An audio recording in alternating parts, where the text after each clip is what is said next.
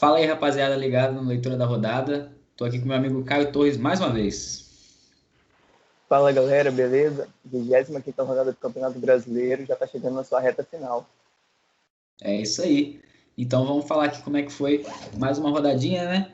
O Bragantino, nosso queridíssimo Bragantino, bateu por 2-1 as viúvas do Rogério Ceni em Fortaleza. Exatamente, foi um jogo bem disputado, sim, embora a gente não esperasse tanto dessa partida, mas Fortaleza e Bragantino vem numa crescente muito boa no campeonato, né? O jogo acabou ficando 2-1 para o Bragantino, como você disse, gols de Luan Cláudio e Tony Anderson. Já o gol do Fortaleza foi pelo Paulo Roberto, mas foi um jogo bem disputado com 7 chutes ao gol do Bragantino e 5 do Fortaleza. Então as duas equipes buscaram gol o tempo todo, foi uma partida muito movimentada, onde era ataque contra defesa o tempo todo, não ficava tão preso no meio de campo, né, como geralmente são alguns jogos chatos assim do Campeonato Brasileiro. Foi um jogo bem animado e um placar justo para o time que tentou mais, né? Agora o Bragantino é o 11º colocado, já chegando ali na zona de classificação para a Sul-Americana. Pois é. Eu brinquei mais uma vez aí com Fortaleza, né? Falando que são viúvas do Bragantino. Você acha que eles estão sentindo muito mesmo esse impacto da saída do técnico? O que você achou, Caio?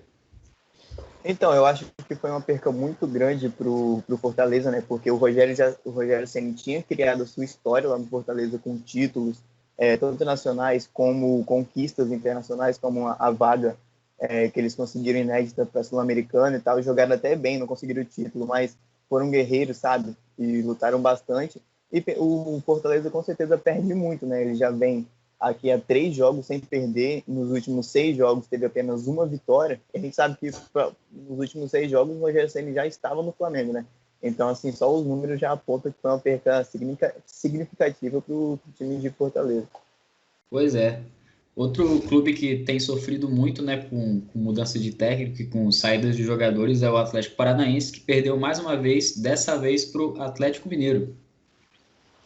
Verdade, na disputa entre os Atléticos surgiu o favoritismo para quem tem São Paulo, né? Quem tem São Paulo tem tudo. E o Galo, assim, com o gol do Eduardo Vargas, né, seu primeiro gol com a camisa do Galo, conseguiu bater aí o Furacão por 1-0 e colou bastante no São Paulo, né? São Paulo que deu uma tropeçadinha nessa rodada, daqui a pouco a gente fala sobre isso. E o Galo encostou no líder, agora se o Galo não perder mais, continuar nesse pique, consegue sim alcançar a liderança, né? Está apenas a 4 pontos do São Paulo, que na próxima rodada tem um confronto direto, né? Pois é, a situação tá feia. A gente já não vou nem falar muita coisa sobre o Atlético Paranaense, não, que eu já cansei de falar aqui que eles estão muito mal e já conquistaram tanta coisa, mas agora tá triste de se ver. Mas agora então vamos falar do Palmeiras, que tá, pelo contrário, tá indo muito bem. Bateu por 3-0 Bahia em casa. Verdade, né? Depois que o Palmeiras demitiu o técnico do Luxemburgo e contratou o português Abel Ferreira, o vento está todo a favor do Palmeiras, né? Grandes vitórias, grandes atuações com placar expressantes, né? Como esse 3-0 no Bahia. Também teve o 3-0 na Libertadores em cima do Libertad, que garantiu o time na semifinal da Libertadores. Então tem sido um trabalho grandioso do Abel Ferreira no comando do Palmeiras, e eles têm tudo assim para brigar até pelo título. Eu vejo apenas esses 4 primeiros com condições reais, né? São Paulo, Galo, Flamengo e Palmeiras em busca do título, e tem sido um time muito bem montado, né? A gente sempre falou nos começos do Leitura que o Palmeiras tinha um problema muito sério no meio campo, onde era difícil armar jogadas para o ataque chegar e fazer gol. Depois que o Rafael Veiga voltou com seu bom futebol, o time do Palmeiras deslanchou, tanto que o Veiga já fez um gol, o William Bigode fez o outro, e o Rony, né? O Rony que não marcava nenhum golzinho com o Luxemburgo, agora com o Abel Ferreira se transformou no Cristiano Ronaldo. É impressionante. Pois é, né? É isso aí. Mas então você falou do Lucha, né? A gente sabe que ele teve alguns problemas no Palmeiras e tal, mas ele foi internado com Covid esses dias e a gente deseja, claro, uma boa recuperação e que ele volte a a trabalhar e soltar as pérolas que a gente já sabe que o Lucha sempre solta, né? Então, beleza, Exatamente. falando agora do. Ah, pode falar, cara. Não, só ia falar que o Pofechou é muito especial pra gente, né? E que tem a melhora mais rápida possível. O fechou é diferenciado. Mas é isso aí mesmo. Então, agora vamos falar do Inter, que conseguiu uma vitória em cima do Botafogo do nosso queridíssimo Vitor Recla por 2-1. O que não é muito difícil vencer do Botafogo, né? Já são 6 derrotas seguidas do Fogão. Ele já se encontra assim, na última colocação do Campeonato Brasileiro, né? Foi ultrapassado pelo Goiás nessa rodada. Um jogo cheio de polêmicas, né? O Inter venceu por 2-1 com gols de Patrick e o Roberto. O Botafogo fez o seu gol com Pedro Raul. O Botafogo que saiu na frente, né? E mesmo assim tomou a virada. Só que ele teve um lance muito, como que eu posso dizer, estranho nesse gol do Yuri Alberto do Inter, que tinha acontecido uma falta para o Botafogo e o juiz mandou a falta ser cobrada um pouco mais atrás. O zagueiro do Botafogo, então, com a bola parada já, deu um passe para trás para a falta ser cobrada em outra posição, né, mais atrás, perto do goleiro. Só que o Yuri Alberto estava bem posicionado e acabou roubando a bola, interceptou esse passe e acabou fazendo o gol. E assim gerou muita confusão com a zaga do Botafogo, né, já que era apenas um recuo e não um passe para colocar a bola em jogo. Só que o juiz acabou interpretando dessa forma e o gol foi validado. Chegou a olhar o VAR e tudo mais, mas o gol acabou sendo validado e fica aí essa crítica, né, ao que aconteceu. Eu, na minha interpretação, o Yuri Alberto foi esperto, né, foi malandro em interceptar o passe e fazer o gol, é o trabalho dele, mas o juiz também poderia ter sido mais, como que eu posso dizer, mais justo, né, já que ele mesmo mandou a falta ser cobrada mais atrás. E aí fica a crítica da torcida do Botafogo em cima desse lance. Pois é, cara, mais uma das cenas lamentáveis que a gente costuma ver, mas pra gente que vê é até legal, né? Foi bem engraçado, foi um lance muito esquisito, por assim dizer. Inclusive já falaram que foi um lance de extrema habilidade e visão de jogo do jogador do Botafogo para dar essa assistência primorosa para o jogador do Inter que acabou fazendo o gol. Então agora vamos falar do seu querido Atlético Goianiense que bateu o Ceará por 2-1. O Atlético Goianiense que está muito bem no Campeonato Brasileiro, né? Ele, na minha opinião, acho que não tem nenhuma chance já de ser rebaixado, mesmo que esteja apenas com 31 pontos, né? A gente sabe que o número ideal é pelo menos 38 pontos para se livrar do de rebaixamento, mas tem feito uma campanha exemplar, né? É claro que tem aquelas oscilações, né? Às vezes eles não conseguem enfrentar times como Palmeiras, como o Grêmio, né? E acaba perdendo, que na minha visão é tecnicamente normal pela diferença de investimento, diferença de elenco, mas tem conseguido bons resultados, bateu o Ceará aí por 2-1 com gols de Jean, Paulo e Robson. Detalhe que esse gol do Robson foi aos 90 minutos do segundo tempo, então foi aí uma virada histórica para o time do Atlético Goianiense. Pois é, para um time com um elenco relativamente limitado, né? Não tem muitas peças aí, ainda perdeu alguns jogadores ao longo do campeonato. O Atlético Goianiense conseguiu se estabilizar na primeira divisão e é muito legal de ver uma equipe que surgiu de baixo assim, da Série B e conseguiu ficar firme na primeira divisão. Isso é muito legal. E agora vamos falar do jogo que. Eu nem sei se a gente tem alguma coisa para falar disso. Goiás e Grêmio 0-0. Você tem alguma coisa para falar disso, cara? Foi o jogo que o Goiás segurou bastante o Grêmio, né? Esse único pontinho que o Goiás conquistou serviu para tirá-lo da última posição, né? Que foi justamente esse único ponto que fez com que o Goiás ultrapassasse o Botafogo e chegasse ali na penúltima colocação. O Grêmio tentou, como a gente sabia que ia tentar, né? Até por essa diferença de elenco, de investimento que citamos há pouco, mas não foi efetivo. O Goiás conseguiu se defender bem também, teve o seu rampejo de ataque, né? Naquela jogada de contra-ataque, mas o jogo acabou mesmo ficando 0-0. Para mim ficou bom para os dois, né?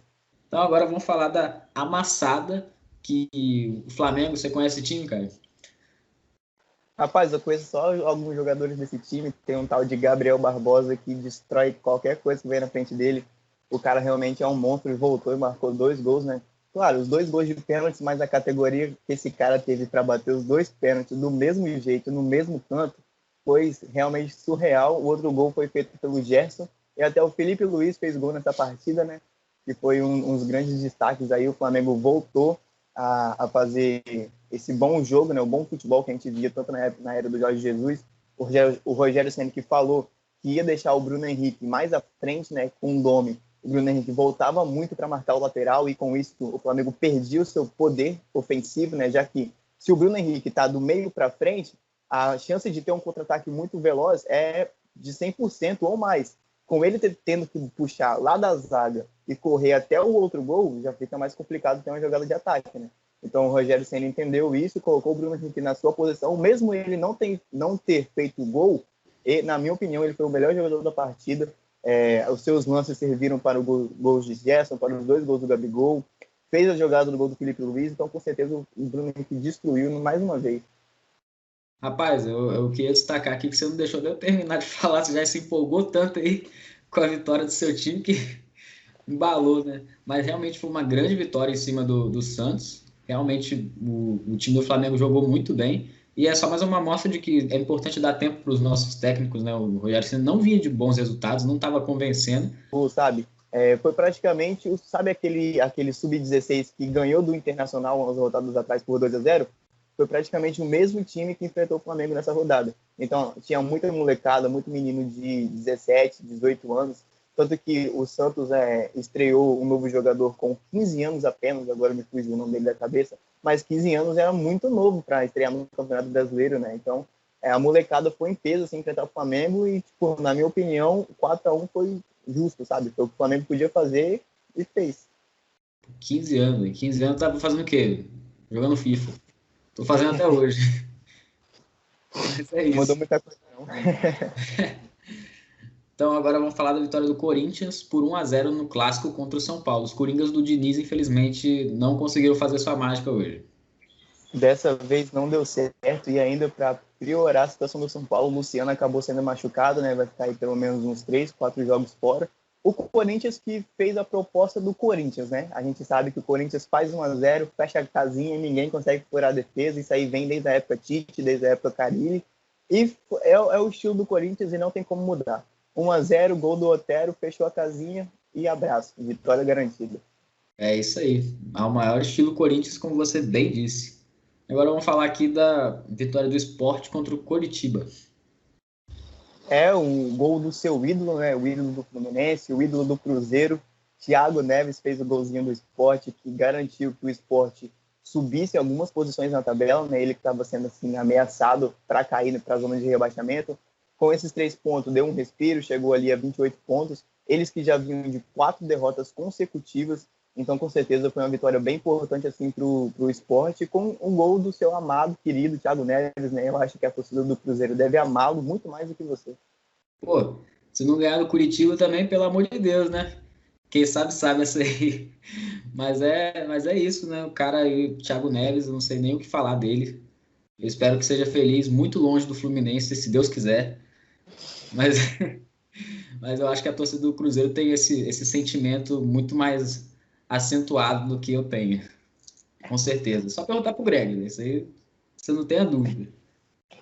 Agora eu vou falar do clássico carioca aqui entre duas equipes gigantescas no futebol mundial. O Vasco e o Fluminense empataram e levando o histórico de vitórias e derrotas do Fluminense em clássico contra o Vasco, eu acho que foi até satisfatório, levando só isso em conta mesmo, porque se comparar o time do Fluminense com o time do Vasco, eu acho que o Fluminense poderia muito bem ganhar o jogo, e ainda mais pelo que o jogo foi. Mas é tenso, cara. Clássico contra o Vasco, você pode estar com um gol vazio, o Fluminense com o Cristiano Ronaldo no ataque que o Vasco ganhava. Tinha tempo que era assim. É triste, mas 1-1, beleza. O que você tem a dizer sobre o jogo? Fica calma aí, Bruno. Você começa a chorar no meio da gravação. Não, Foi um jogo bastante disputado, né? O Fluminense chegou a abrir o placar com o Wellington Alves, né, no primeiro tempo e segurou o jogo. Só que aí o Vasco tem ele, né? O Vasco tem aquele argentino que é o melhor do mundo. Muitas pessoas acham que é o Messi, mas não. O argentino é o Cano, o cara destrói. Fez o gol aos 92 do segundo tempo, dando o empate ao time dos Maltinos, né, que ainda está na zona de rebaixamento. Para mim, que caia Botafogo e Vasco, tá ótimo, fico feliz da vida. E aí esse empate, assim, foi prejudicial para o Fluminense, né, que tá ali. Perdão. É difícil saber do jogador do Fluminense. Ah, que isso, velho. Mas então é isso, vamos fechando aqui mais uma leitura da rodada. Muito obrigado, Caio, pela sua presença, pela sua paciência comigo aqui. Eu que agradeço, Bruno. É sempre bom essa parceria que a gente tem, né? Esse entrosamento de fazer essa análise um pouco mais divertida para a galera curtir. É isso aí, muito obrigado, galera que está assistindo. Não deixe de acompanhar os outros conteúdos do Leitura de Jogo também e os próximos Leitura da Rodada com nossos outros companheiros. Valeu! Valeu!